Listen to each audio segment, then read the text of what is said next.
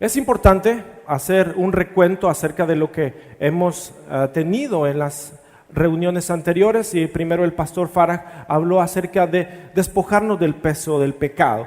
Incluso recuerdo de manera bien puntual una muestra de su arte que nos mostró cómo el pecado nos asedia, de acuerdo a lo que está escrito en la carta a los Hebreos. Y también nos dio lineamientos acerca de cómo nosotros debemos procurar la paz con otras personas. Luego el pastor Sánchez nos habló justamente de la eficacia que tiene la palabra de Dios, cómo una persona, después de haberse despojado del pecado, avanza hacia la madurez llenándose de la palabra de Dios, conociendo, estudiándola. Ahora viene lo siguiente, que es la práctica.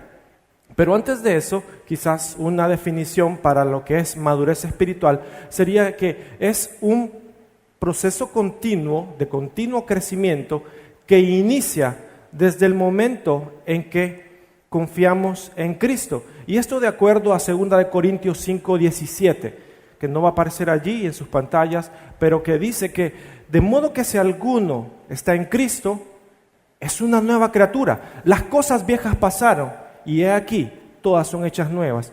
Así que ustedes y yo, cuando depositamos nuestra confianza en Cristo, en ese momento comenzó una nueva vida espiritual. Y cuando finaliza este proceso de madurez espiritual o este proceso de crecimiento, finaliza cuando nos encontremos con el Señor, de acuerdo a Filipenses 1:6, que dice que estando persuadido de esto, que el que comenzó en nosotros la buena obra, la va a perfeccionar hasta el día de Jesucristo. Así que, en virtud de eso, quiero pedirles por favor que me acompañen a leer la porción de la Escritura en la que vamos a centrar nuestra atención el día de hoy, y está en la segunda carta de Pedro, segundo libro de Pedro, capítulo 1, versos del 3 al 8. Le invito a que me siga en su Biblia, cualquier formato que este sea, de papel o electrónico. Dice la palabra de Dios, y de hecho la versión Reina Valera actualizada lo titula Valores de la vida cristiana. Su divino poder nos ha concedido todas las cosas que pertenecen a la vida y a la piedad, por medio del conocimiento de aquel que nos llamó por su propia gloria y excelencia. Mediante ellas nos han sido dadas preciosas y grandísimas promesas, para que por ellas ustedes sean hechos participantes de la naturaleza divina, después de haber huido de la corrupción que hay en el mundo debido a las bajas pasiones. Y por esto mismo, poniendo todo empeño, añadan a su fe virtud, a la virtud conocimiento, al conocimiento dominio propio, al dominio propio perseverancia, a la perseverancia devoción, a la devoción afecto fraternal, y al afecto fraternal amor. Porque cuando estas cosas están en ustedes y abundan, no los dejarán estar ociosos ni estériles en el conocimiento de nuestro Señor Jesucristo. Antes de entrar un poco en materia, quiero darles un poco de contexto de esta porción. Si vemos con atención allí en el verso 3, dice que el divino poder de Dios es quien nos concede todas las cosas que pertenecen a la vida y a la piedad. Y la palabra piedad allí en realidad es eusebeia en el original, que tiene que ver con el evangelio. Todo aquello que ustedes y yo tenemos correspondiente a la vida y al evangelio nos ha sido otorgado por Dios cuando nacimos de nuevo. Y en el verso 4 nos habla de que se nos han dado, por medio de la gloria y la excelencia, se nos han dado preciosas y grandísimas promesas, para que a través de ellas nosotros podamos ser participantes de la naturaleza divina de Dios. Si nos ponemos a pensar realmente el impacto que tiene el que nosotros podamos participar de la misma naturaleza de Dios, es realmente para asombrarse. Y todo es a través del divino poder de Dios, porque ninguno de nosotros en realidad tiene la capacidad o tiene méritos para ponernos en condiciones equipadas con Dios. El apóstol Pedro, en estos 7, 8 primeros versos, utiliza bastante la palabra conocimiento y que vamos a hablar de ella un poco más adelante. Ahora, existen dos formas de conocimientos que en el griego las usa de forma diferente. Una de ellas es la palabra epignosis y la otra es la palabra gnosis. Y vamos a tratar de diferenciarlas. En el verso 2, si usted ve el verso 2 de su Biblia, habla acerca del conocimiento de Dios. Y es que ese conocimiento es precisamente acerca del saber, de la conciencia que nosotros podemos tener de Dios. Luego en el verso 3 vuelve a hablar del conocimiento, versos 5 y 8 lo vuelve a hacer y lo vamos a estudiar más adelante. Así que en este proceso de madurez, de acuerdo a estos 7 elementos o 7 valores que se mencionan en la palabra, podríamos distinguir 3 etapas o 3 tipos de madurez espiritual, 3 etapas en el crecimiento espiritual del creyente. En primer lugar, el creyente que sabe. En segundo lugar, el creyente que sabe y quiere. Y en tercer lugar, el creyente que sabe, quiere y hace. Vamos a ver cada uno de ellos a la luz de la Escritura. Es interesante cómo en diversas partes de la Escritura encontramos también el número 7 relacionado con estos aspectos que tienen que ver con la naturaleza de Dios. Dios descansó en el 7º día. Aquí encontramos estos 7 valores de acuerdo a la Reina Valera actualizada. Así que 7 es un número importante. ¿Cuántas vueltas dieron los israelitas alrededor de Jericó? No fueron 7, fueron 13. Si iban a responder 7, fueron 13. 6 y luego 7. Allí sí dieron 7. ¿Cuántos goles le metió México a Chile? Correcto, 7. Vamos a detenernos nuevamente en Primera de Pedro 1:5. Y dice así la palabra de Dios: y por esto mismo, poniendo todo empeño, añadan a su fe virtud, a la virtud conocimiento. Y este es el discípulo que sabe. De nuevo, cuando nosotros nacemos en Cristo, somos bebés espirituales, somos unas nuevas criaturas y como tal, en un proceso natural, estamos llamados a crecer. Así que la primera característica que debemos añadir, y quiero hacer énfasis en algo, la palabra de Dios dice que poniendo nosotros todo empeño, añadamos a nuestra fe virtud.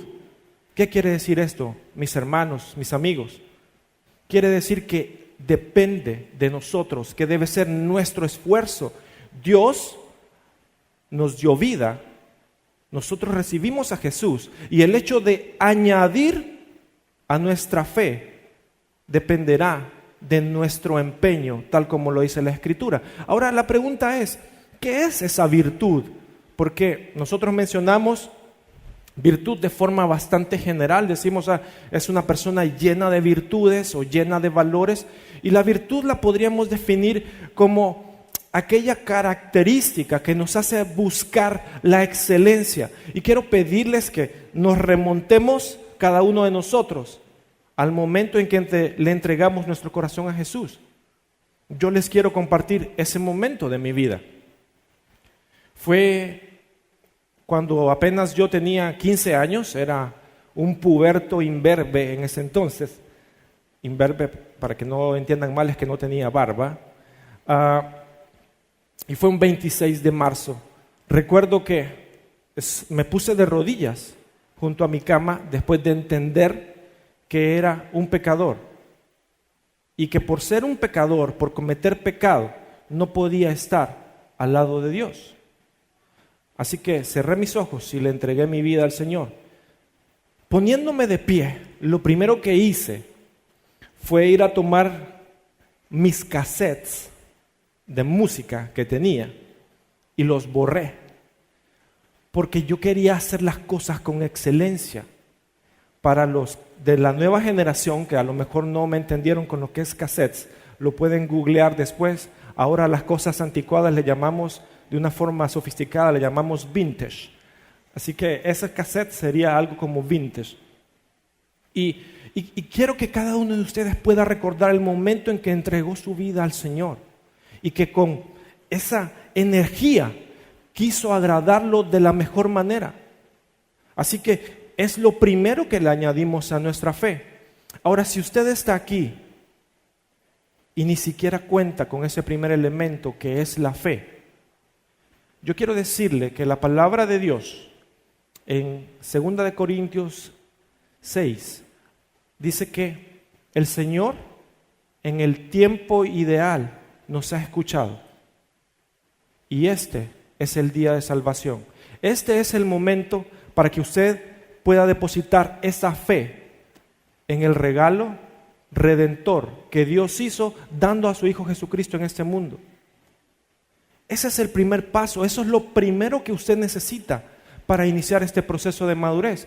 Así que así donde está, quiero pedirle que por favor cierre sus ojos e incline su rostro. Y para usted que nos acompaña aquí, Dios está haciendo ese llamado a su corazón. Quizás ha resistido por un tiempo ese llamado del Señor, pero hoy es el día aceptable para salvación. Entréguele su vida. Haga una oración sencilla como la que yo voy a decir. Dígale: Señor, reconozco que soy pecador. Reconozco que no puedo hacer nada para salvarme. Pero también reconozco que tú lo hiciste todo al mandar a Jesús a morir en una cruz por mí. Lo recibo como Señor y Salvador de mi vida. Creo y confieso que Él me limpia de pecado y que con eso tú me garantizas una morada eterna en el cielo. Gracias por amarme. En el nombre de Jesús. Amén. Si usted hizo esa oración en este momento, lo quiero invitar para que al finalizar esta reunión usted pueda acercarse a las personas que están allí en conexión a mi mano izquierda para que ellos le puedan dar una mayor orientación. El segundo valor que nosotros encontramos allí, después de la virtud, es el conocimiento. Ahora bien, este conocimiento es diferente al que se nos habla en los versos 2 y 3. Este sí es gnosis. Cuando el apóstol Pedro escribe esta carta, estaba floreciendo lo que es la secta de los gnósticos. Así que por eso hace hincapié en que es gnosis no de conocer, sino de ciencia, de saber. ¿Y cómo nosotros vamos a saber de Dios? Estudiando la Escritura. Hace un par de meses estaba hablando con mi esposa Nuri y ella estaba pues con cierta consternación acerca de, en realidad, cuántas cosas nos quedan por aprender. Y pues tenía cierta aflicción. Yo creo que esa aflicción es válida. Pero entonces le dije: ¿y qué tal si en lugar de preocuparnos por todo aquello que tenemos que aprender, mejor nos preocupamos por aquello que sabemos y que tenemos que hacer? Parte de la madurez cuando nosotros estamos iniciando es que, por supuesto, queremos aprender más de Dios, queremos conocer más de Dios, y eso lo vamos a lograr a través de la palabra. Y por supuesto comenzamos a empaparnos y es un punto válido. Ahora, si nosotros nos quedamos solo en añadir a nuestra fe virtud y a esa virtud conocimiento, podríamos correr un riesgo, y es que no crezcamos espiritualmente. Y si no crecemos espiritualmente, entonces engordamos. ¿Qué quiero decir con esto? Nosotros podemos ser personas que acumulen tanto conocimiento de la palabra de Dios, pero sin llegar a conocer al Dios de la palabra. Nosotros podemos memorizarnos cuántos libros hay, podemos sabernos una infinidad de versos, pero realmente eso no representa nada en nuestras vidas. Y tal como la obesidad es un problema para la salud hoy en día, la obesidad espiritual, si me permiten llamarlo de esta forma, también tiene síntomas similares. Piense, por ejemplo, en que usted ha sido estudioso de la palabra de Dios, pero desde un tiempo acá ya no la lee, le da pereza. Y entonces lo que hace, como cualquier persona que tiene este desorden alimenticio, en lugar de comer lo saludable, que es la palabra de Dios, entonces lo que hace es escuchar programas de radio, ver programas de televisión, y que no digo que estén mal, pero esa es su única fuente de alimentación. Ya usted no está teniendo una relación vital con Dios. Y eso le va provocando que usted no crezca, sino que simplemente se vuelva espiritualmente obeso, que usted ya no quiera participar, que su salud espiritual realmente esté pendiendo de un hilo. Vamos a continuar con la otra parte, los otros valores, que en este caso son 3.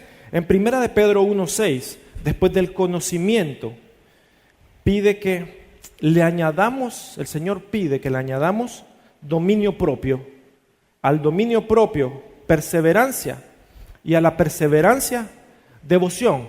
Aquí trascendemos entonces de nivel del discípulo, y ahora es el discípulo que ya sabe y que también quiere. Este discípulo es aquel que comienza a incursionar en el contexto del cuerpo que es la iglesia. Ahora bien, ¿por qué será que en este orden primero se nos pide añadir dominio propio, que en otras versiones se le llama justamente templanza? Porque después de que nosotros estamos conscientes de lo que es la voluntad de Dios a través de conocerle por su palabra, van a venir las luchas. El apóstol Pablo decía en el libro de Romanos que si no fuese por la ley, él no conocería el pecado. Y aunque pareciera contradictorio, lo cierto es que cuando nosotros nos damos cuenta cuál es la voluntad de Dios, sin duda vamos a recibir ataques para no cumplirla. Y requerirá que demos un paso al frente y tengamos dominio propio para que ese conocimiento entonces se vuelva sabiduría y yo poder tomar decisiones en base a ello. Sabiendo, por ejemplo, que Dios pide a los que estamos casados que seamos fieles a nuestro cónyuge. Probablemente vengan tentaciones que nos lleven a querer fallar en esa área, y requerirá de dominio propio, amparado por la palabra de Dios, el rechazarlos. Sabiendo, por ejemplo, también que Dios dice que no hagamos acepción de personas, y en la iglesia no la hacemos, es decir, en la iglesia sonreímos y tratamos a todos por igual, pero cuando salimos del contexto de iglesia en nuestro trabajo, a los compañeros que pueden beneficiarnos de alguna manera, o a nuestro jefe o subalternos inclusive, los tratamos diferente y hacemos acepción de personas. Recientemente hubo una situación en mi trabajo donde hubo un incidente, y para explicarlo un poco, un incidente es casi un accidente, es decir, no hubieron personas lesionadas, gracias a Dios, pero se dio una situación riesgosa. Y estábamos tratando de investigar por qué se había dado esa situación, hasta que apareció la persona responsable que tendría que haber impedido que esa situación pasara, y se acercó a mí nervioso y a mi otro compañero que estaba conmigo y nos dijo: miren, por favor dejémoslo así, que no se dé cuenta nadie más. Y su boca temblaba, sus ojos estaban llorosos, y dentro de mí hubieron pensamientos como: seguramente este hombre está temeroso de perder su trabajo y de que eso le pueda incurrir sanciones, y tiene una familia que depende de él, y etcétera, etcétera. Y claro, yo podía haberlo dejado así, y mi compañero también, pero requería de dominio propio para decirle: yo creo que lo correcto es que lo reportemos. Gracias a Dios no hubo nadie lesionado, pero lo correcto es reportarlo para que esto quede como experiencia, para que no vuelva a suceder. Y esas situaciones cotidianas, y perdón, no pretendo ponerme como ejemplo, pero es lo más cerca que tengo. Esas experiencias cotidianas que vivimos día a día, es justamente donde Dios nos da la oportunidad de mostrar esa madurez. Ahora, después de pasar del dominio propio, vamos con lo que es la perseverancia. La perseverancia tiene que ver, en la versión Reina Valera del 60 le llama la paciencia. Y es justamente con el hecho de que en ocasiones vamos a caer, que en ocasiones nuestro hermano al que nosotros estimamos nos va a fallar. Y entonces dependerá de en quién nosotros tenemos puesta la mirada. Existen hermanos que, por ejemplo, se quejan de sus líderes y dicen, sí, es que este líder no debería estar allí y me estoy desanimando y mejor estoy pensando en ir a otra iglesia. A los que pensamos así, ¿cuántas veces Dios ha dicho de ti? Me has fallado tantas veces que estoy pensando en mejor adoptar a otro hijo. La respuesta es nunca. Dios nunca piensa así de nosotros. Y por tanto la perseverancia en nuestro andar cristiano es fundamental. La perseverancia sabiendo que quizás fallamos y seguramente Dios no está contento con eso, pero que Él no nos condena, sino que más bien nos libró de la condenación. Y esa perseverancia para seguir intentándolo. Y después de la perseverancia viene lo que es la devoción o la piedad. ¿Te has sentido alguna vez con esa necesidad de Dios que buscas la manera desesperada de recurrir a su palabra, de hablarle en oración y si se pudiera escuchar su voz dándote palabras de ánimo? Justamente esa piedad, justamente esa devoción hacia Dios es la que cuando la añades a tu vida te va a permitir que puedas trascender. Ya no se trata solo del conocimiento de Dios, ya no se trata solo de que estoy aguantando, estoy lidiando y me estoy manteniendo. Se trata de que Dios es el centro de mi vida y las decisiones que tomo son en primer lugar consideradas por lo que Dios espera de mí. Así que respecto a este discípulo puede suceder algo también, puede haber un riesgo. Y es que si con el tiempo nosotros no maduramos espiritualmente, simplemente envejecemos. Es decir, el tiempo pasa, pero nosotros no estamos madurando, solo estamos envejeciendo espiritualmente, nos estamos muriendo. Y quiero apoyarme en la Escritura. Los invito a que por favor busquemos en el libro de Hebreos, capítulo 5, versos 12 y 13. Dice así la palabra de Dios: debiendo ser ya maestros por el tiempo transcurrido, de nuevo tienen necesidad de que alguien los instruya. Desde los primeros rudimentos de las palabras de Dios, han llegado a tener necesidad de leche y no de alimento sólido. Pues todo el que se alimenta de leche no es capaz de entender la palabra de la justicia, porque aún es niño.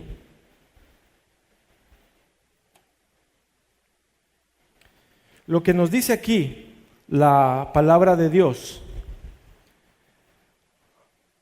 es que simplemente a veces dentro del grupo de crecimiento, y que tiene ese nombre bien puesto por dos razones, porque nos ayuda a crecer en número, pero también cumple el propósito de que crezcamos espiritualmente. Estamos llegando y vamos de grupo en grupo, se multiplican los grupos de crecimiento y nosotros seguimos siendo los mismos.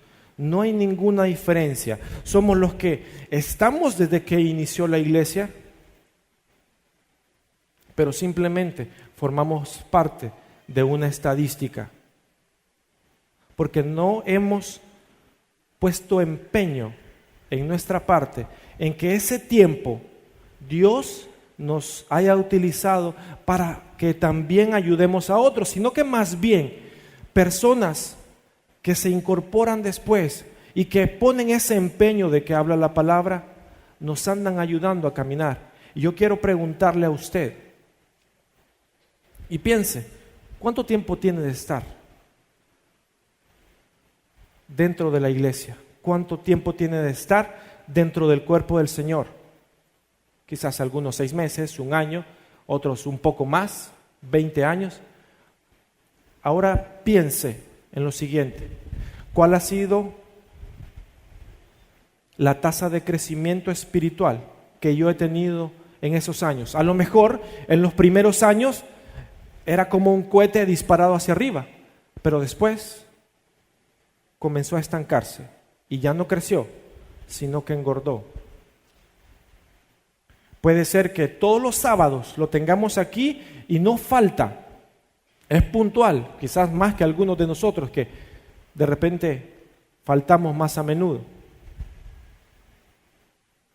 Pero su vida espiritual no es sustanciosa, porque lo que está pasando es que no está madurando, porque aunque el tiempo no es necesariamente una variable para definir la madurez espiritual, sí es una variable para medir dónde a lo mejor debería estar. Por eso el apóstol Pablo le dice a Timoteo, cuando le da las instrucciones a los obispos, que no sea un neófito, que no sea alguien recién convertido, porque es un proceso natural de cada uno de nosotros, el dejar que transcurra el tiempo para ir madurando. El problema es cuando dejamos que transcurra demasiado tiempo y no le entregamos áreas al Señor, sino que esperamos que Él de alguna forma sobrenatural trabaje en nuestras vidas sin nosotros hacer el mínimo esfuerzo. Y ya vimos que eso no va de acuerdo a lo que dice la palabra de Dios. Finalmente, vamos a leer los versos de 1 de Pedro 7 y 8, que nos pide el Señor añadir 2 cosas más.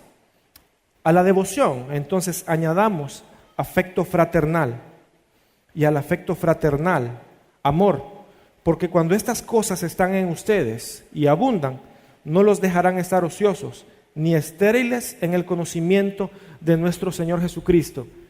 Este es el discípulo que sabe, quiere y hace.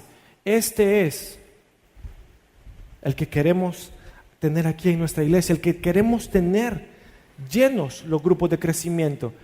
El afecto fraternal es aquel que nos lleva precisamente a interesarnos por la vida de los demás, que nos lleva a tratar de cubrir las necesidades de otro en la medida de nuestras posibilidades.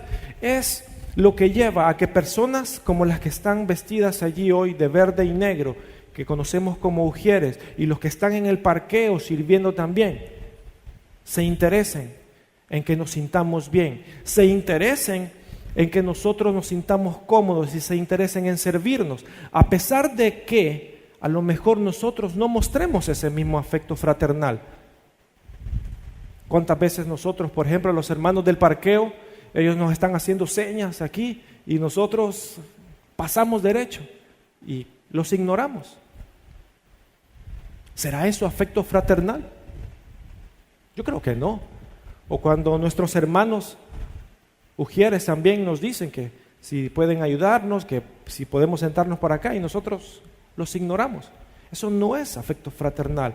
Afecto fraternal es cuando yo miro a alguien que tiene problemas así sin necesidad de que me lo pida, yo corro a ayudarle. Y por supuesto el amor, porque el amor cubrirá multitud de pecados. Y cuando habla de amor, habla del término de amor ágape, que muchos de nosotros conocemos, que es el amor aquel que no tiene condiciones. Es aquel amor que lo que busca es precisamente servir. Me llama la atención en la localidad de La Lima, por ejemplo, si ustedes han tenido la oportunidad de estar en la localidad de La Lima, después de que termina la reunión, pues hay un momento allí de comunión, de platicar, pero estos hermanos como que tuvieran reloj Y pasado un tiempo solo uno empieza a escuchar y voltea a ver a todos lados y es que están moviendo las sillas. Y ve desde los pequeños hasta los más grandes, cada quien con su silla. Allí, créanme, no he visto a alguien que se quede de brazos cruzados o dándole la espalda a los otros para no sentirse que no se quiere involucrar. Todo mundo, y es contagioso. Eso es el amor es contagioso. Es cuando alguien tiene una necesidad y los hermanos dicen, recojámosle algo. Y tal vez nosotros mismos tenemos dificultades para solventar nuestras propias necesidades, pero nos lleva a eso. Hay un cantante cristiano que a lo mejor es muy popular principalmente entre los jóvenes, que se llama Luis Marrero. Y este Luis Marrero decía que aunque la salvación es por gracia, hay que salir de vez en cuando a hacer gimnasia. Y es real. ¿Qué quiere decir? Que lo que nosotros hagamos, las buenas obras, para nada nos proveen de salvación. Está establecido. Pero la manera en que nosotros vamos a crecer y la manera en que nosotros vamos a ser beneficiados es actuando. Y por eso quiero repetir nuevamente lo que dice el verso 8. Porque cuando estos 7 valores de los que acabamos de hablar están en ustedes y hay una condición allí, porque yo puedo tener esos 7 elementos y la condición es que abunden, es decir, que rebosen, que sea algo tan sobresaliente que no se pueda esconder. Entonces no nos van a dejar estar ociosos ni estériles en el conocimiento del Señor. Nosotros no vamos a poder ser de los que se quedan con brazos cruzados mientras otro trabaja, sino que vamos a ser de los que piden que se nos involucre. No vamos a ser de los que se dice hay que cortarlo porque no da fruto, sino que el fruto va a ser evidente para gloria y honra de Dios. Y no es porque Dios lo necesite, sino que somos nosotros quienes necesitamos precisamente ejercitarnos.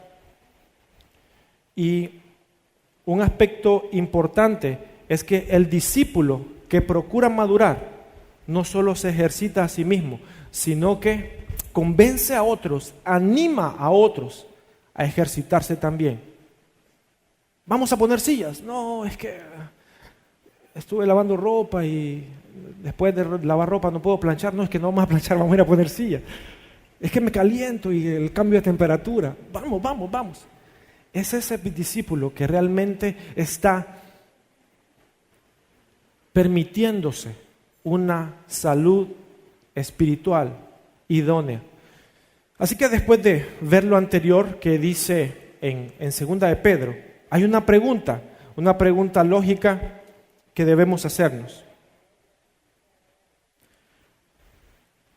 Y es, ¿hasta dónde tengo que crecer? Hebreos 5:14 también apoya lo que acabamos de hablar, cuando dice que el alimento sólido es para los maduros, para los que por la práctica tienen los sentidos bien entrenados para discernir entre el bien y el mal. Esta palabra entrenados en realidad viene del griego que es gymnazo, que es de donde sacamos gimnasio. Así que prácticamente lo que quiere decir el Señor es que debemos ejercitarnos también. También el apóstol Pablo le dice a Timoteo en 1 Timoteo 4:7 que deje las fábulas vanas, profanas y de viejas y ejercítate en la piedad. Quiere decir que ustedes y yo necesitamos hacer un esfuerzo consciente por crecer, por poner en práctica lo que hemos aprendido. Así que retomando a la pregunta, ¿hasta dónde debemos crecer espiritualmente? Es una buena pregunta, porque carecemos de un madurómetro, si le quisiéramos llamar así, para poder medir el nivel de madurez espiritual. No tenemos clasificaciones así como el superlíder, que es legendario Saiyajin, nivel 3. No tenemos esa clasificación entre los creyentes. Pero la Biblia, la palabra de Dios, nos da una medida y está en Efesios 4:13.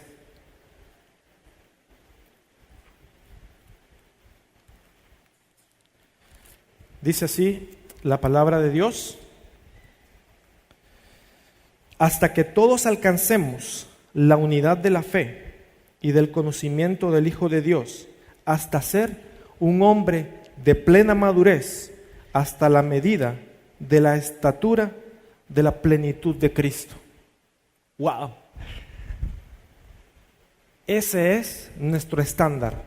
Cuando lleguemos a ese nivel, entonces podemos decir, espiritualmente estoy hecho. En el contexto, el apóstol le está diciendo a la iglesia de Éfeso que Dios constituyó a unos apóstoles, a otros maestros y les da aquella cantidad de dones espirituales y que esto es con un fin, que lo pongan en práctica hasta alcanzar justamente la unidad y llegar a la estatura del varón perfecto que es Jesucristo. Así que ninguno de nosotros podremos decir, yo soy maduro espiritualmente. Al decir eso, estamos de hecho demostrando nuestra inmadurez espiritual. ¿Cuál fue la muestra más representativa de servicio que tuvo el Señor con sus discípulos antes de entregarse en la cruz? Fue que lavó sus pies. Fue que no es ser a la estatura de Jesucristo en los cielos, sino más bien a la estatura de Él cuando está de rodillas lavando los pies de sus discípulos. Cuando estamos a ese nivel, entonces podemos estar contentos con nuestro nivel, independientemente de quién sea. Los dejo con esto. La meta de la madurez espiritual no se trata de llegar a ser perfectos como Cristo, sino que la perfección de Cristo llene nuestro ser.